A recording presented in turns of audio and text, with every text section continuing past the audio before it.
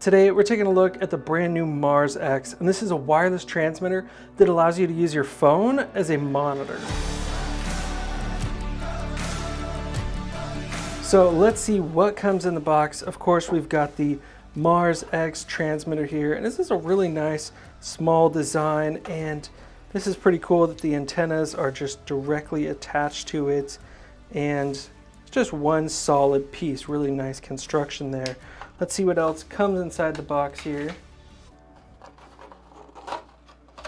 All right, looks like we have a USB-C cable for getting it charged up. And then it looks like they gave you a nice little carrying sleeve as well. All right, so let's get this all set up on my camera now. And we're gonna be using the Blackmagic Pocket Cinema Camera 6K. And this also came with a cold shoe mount adapter here so that we can mount this to my camera. So I'm going to get this screwed on, and there's a 1/4-20 thread on the bottom of the transmitter here, and there's also one here so you can actually mount it horizontal with the ground or straight up and down. I'm going to do ours straight up and down.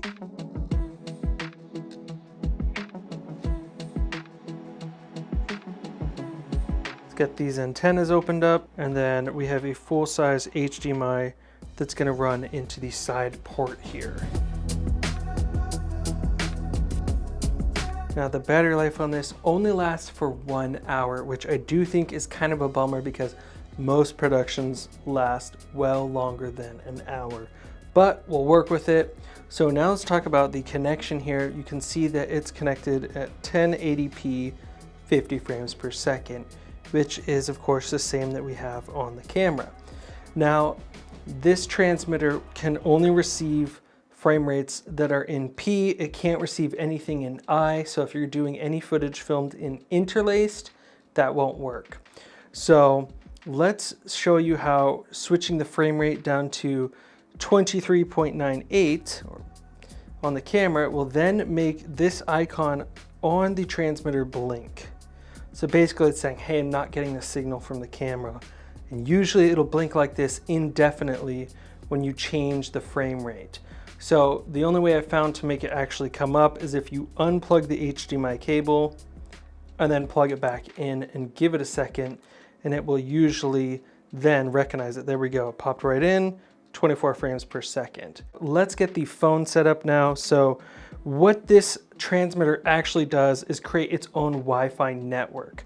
So I'm going to go into the settings on my phone, and what we need to do is actually connect to the Wi-Fi network that it's broadcasting, which generically is this HLD, which stands for Hollyland. So you're going to tap on that, and then it's going to ask for the password. And by default, it's coming with the password of 1, 2, 3, 4, 5, 6, 7, 7, 8. So super encrypted, and then just hit join. All right, now it's thinking and getting ready to connect up to the Wi-Fi. All right, there we go. We got the blue check mark. It is connected. Now it does say no internet connection. That's because it doesn't give you any internet. Now that we're connected to the device's Wi-Fi, there is another setting on iOS that you need to make sure is off. So you click into cellular and then scroll all the way down past all your apps and make sure that Wi-Fi assist is actually turned off. And then you can actually just get out of the menus now. Now let's go ahead and we're ready to open up the HollyView app. And we want to, of course, select Mars X. There are a couple other ones in here, but we're going to be connecting to the Mars X. So you hit connect.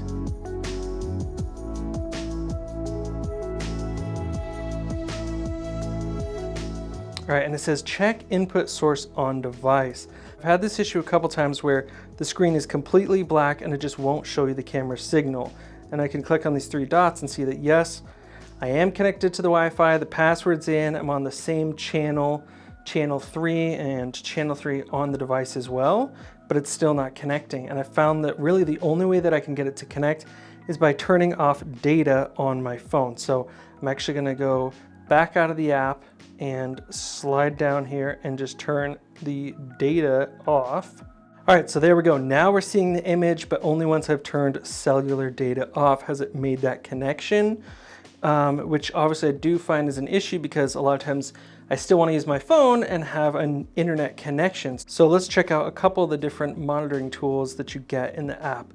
First one is you get your waveform, which is of course helpful for getting exposure. You have your histogram, again for getting proper exposure.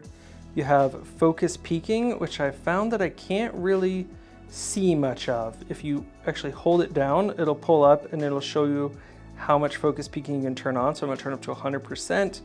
You can change the color of it, but strangely for me, I'm not really seeing it affect anything in my image, although it is in focus. So I don't think the focus peaking is quite working really great on the app yet. Oh, there we go, it's reconnecting. So sometimes there are some connection issues between the transmitter, which is only about 5 feet from me, and the phone here, and it's still trying to reconnect. All right, so let's go back to the different tools we were looking at. We saw the focus peaking wasn't super accurate. Let's go into Zebra, and you'll find when you turn it on that it's immediately set to 0%, so it just shows zeros across the whole screen. You actually have to drag the slider and set it to where you want it. So if you're doing skin tones, you're probably around 70. Well, there we go, it's reconnecting again. So it's having some connectivity issues here for some reason. Let's see what's going on. Still got full battery on everything. Everything's normal on the camera. There we go, it's popped back in. So I am getting some issues with the connectivity, and what you can do as a troubleshooting thing is you can actually change the channel on the device if it's giving you connectivity issues. I'm on channel 3, so maybe we can change that to channel 4. And then I'm gonna go onto the device itself, and you hit this button on the side. And then there we go, I've cycled to channel 4 now. To be honest with you guys, using mobile apps on a professional set really is not my favorite thing to do, but if you're looking for a budget monitor for your camera, this is probably something you could use. So let's get back to looking at those tools again now that we've reconnected. So let's go to frame, and when you tap that, the whole thing just kind of squishes down to black, so you actually have to hold it down, and then it'll show you the different frame sizes you can do, like 1.78, 1.85, and again, it's having a reconnecting issue. I don't know why it's reconnecting so many times over and over. Then when I tap on magnify, this should magnify my image so I can zoom in, make sure I'm in focus, but it's just this big gray block. It's not actually magnifying anything on the image. So that's definitely not working right. So I'll tap out of there. Then we have false color, which of course is nice to have. And when you actually hold it down, it gives you the color scale from 0 to 100, which is really nice and handy. So I do like having the false color. Then they have monocolor, and when you tap that, it just goes full black. So yeah, I guess it is one color, but yeah, that doesn't do anything. I think it's supposed to go black and white. And then they have 3D LUT, which if you tap that, it'll put on a LUT. And if you hold it down, it has a couple defaults in here. So you have C-Log, S-Log 2, 3, and a couple other ones you can scroll through, but I don't actually see a way to load in a custom one. So you just better hope that you're shooting on a Canon or Sony camera if you want to use the LUT. So besides those main features in the app, you can actually take a photo with it. So basically it takes a screenshot of whatever your camera's seeing, which is kind of cool. You can send it, share it, save it to your phone, whatever. You could draw on it if you want to, you know, make some notes or something like that. And then of course you can delete it. And if you don't want to take a photo, you can actually do recording. So you can do a live recording. You can see it rolling there of exactly what your camera is seeing, which is kind of cool if you want to get a little clip of whatever you're recording that day directly on your phone. So I do think that's kind of a cool feature. All right, so now you know how to set up the Mars X with your camera and a mobile phone so that you can view whatever your camera is seeing from just about anywhere. So let's talk about a few final tech specs. Hollyland claims that you can go up to 300 feet away from your camera with this transmitter. Now, I haven't tested the full 300-foot length, but I have left my camera in the office and then gone outside in front of my house and walked a ways off. So about 80, maybe 100 feet away max. And it went through about 3 or 4 walls just fine. The Mars X is actually selling for $179 on Amazon right now.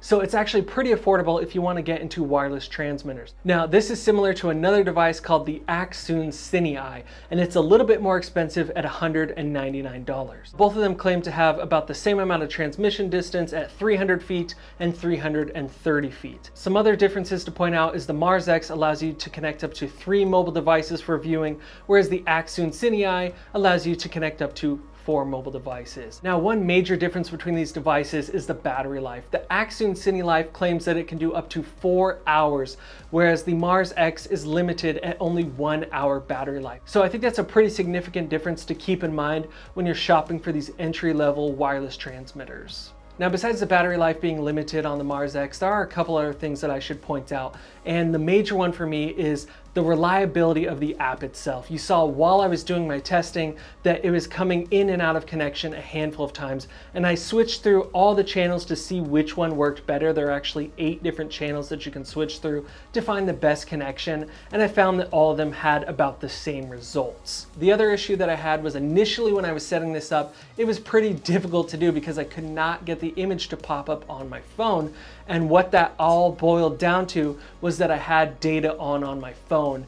And I found that the best way to make this work reliably is that you just have to turn off data on your phone. Now, for me, when I'm working on set, I'm using my phone all the time to look at different schedules, contact people, look things up, and things like that. So I actually really need my phone to be accessible for me. If you're on a budget and you need a way to wirelessly and remotely see what's on your camera, then this may be a solution for you. Obviously, there's all different ways that you could use this. You can get your phone set up and see what someone's doing on a gimbal. You could use it to frame yourself up if you're doing filming of yourself like I'm doing here and you don't have another external monitor. It's a great way to repurpose your phone as a monitor. But like I said, I think the app needs a little bit of work before it's more reliable and something that I can use on a professional set.